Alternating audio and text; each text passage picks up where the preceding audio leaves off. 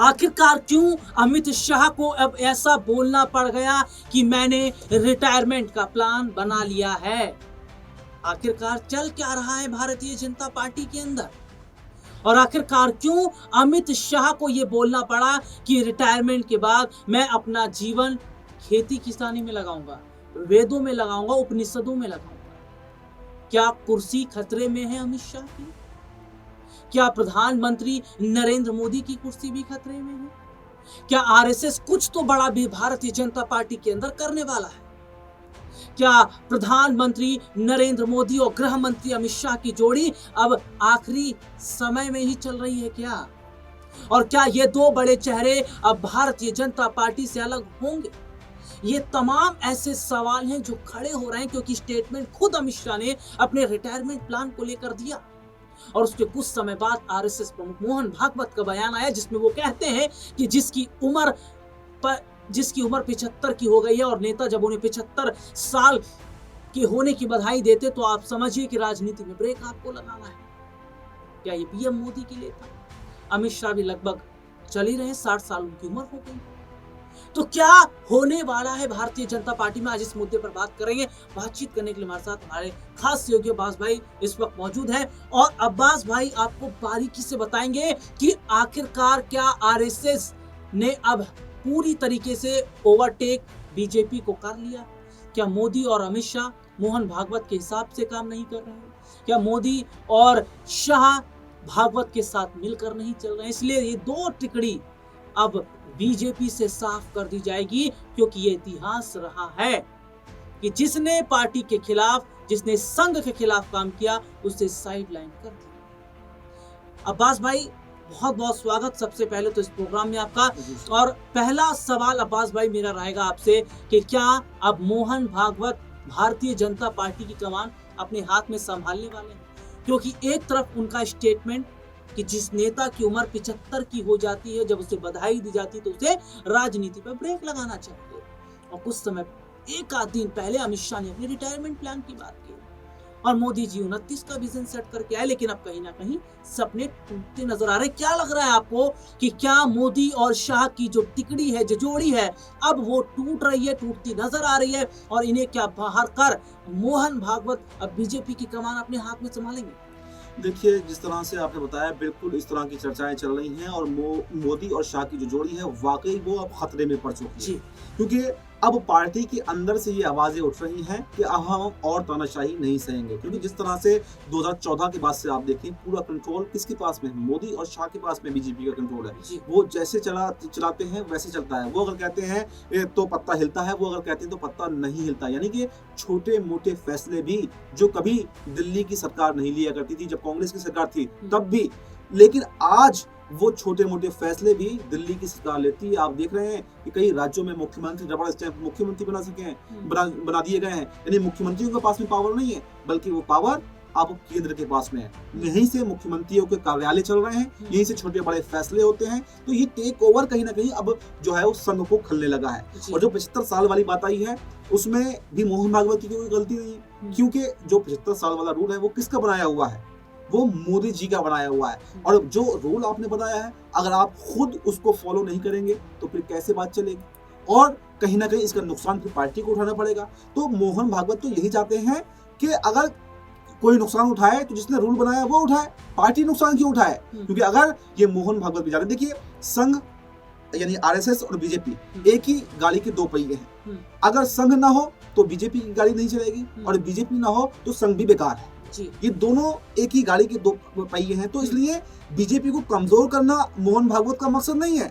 मोहन भागवत का मकसद तो बीजेपी को मजबूत रखना है, लेकिन जो अपनी मनमानी कर रहे हैं उनको साइडलाइन करना है ताकि पार्टी के अंदर मतभेद ना बढ़े, पार्टी के अंदर नेता नाराज ना हो और गाड़ी सही तरीके से चलती रहे। अब्बास भाई, आप बहुत बारीकी से जो जानकारी दे रहे हैं ये इतनी समझ में आती है कि मोहन भागवत खुश तो नहीं है इस तो गुजरात की तिकड़ी से।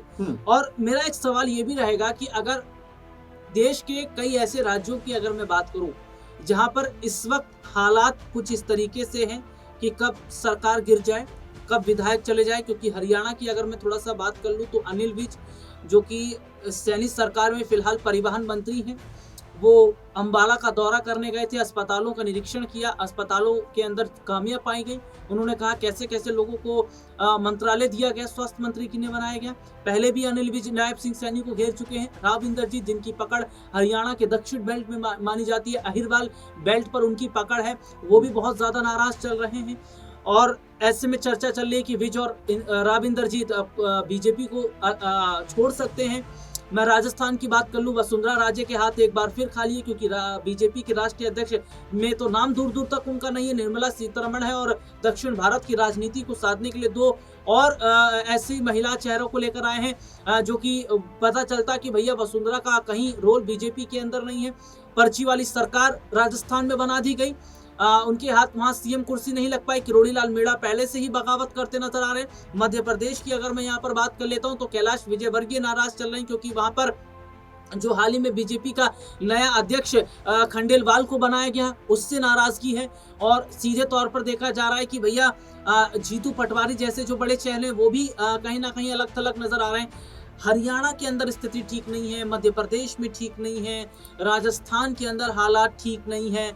तो आपको लग रहा है कि जो हालात हैं भारतीय जनता पार्टी के अंदर बिल्कुल ठीक नहीं चल रहे हैं, क्योंकि बगावत हर जगह नजर आ रही है।